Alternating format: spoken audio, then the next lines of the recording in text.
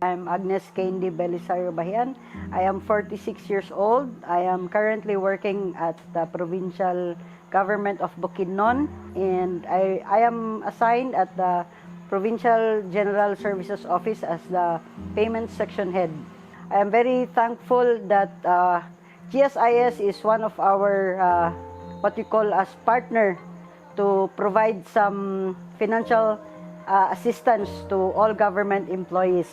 And I am also thankful because I was able to avail the MPL Flex, and that money, I use it in a very good purpose. We have a boarding house, and the first loan that I got is I use it to build a fire exit in our house because it's a requirement from the Bureau of Fire Department. And then the half of the money that I also availed is I use it for my MRI since I have migraine attacks, and my doctor asked me to have the MRI at Cagayan de Oro Medical Hospital, and thank God that I already got the result, and I am still on medication right now.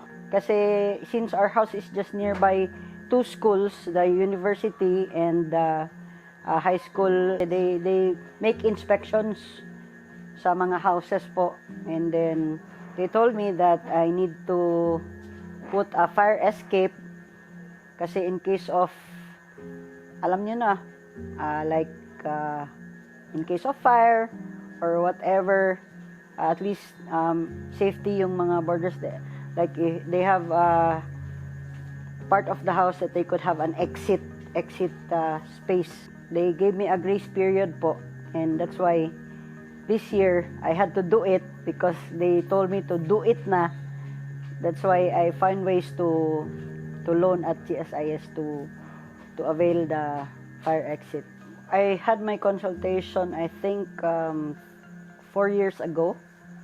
I noticed that I am having more migraine attacks, so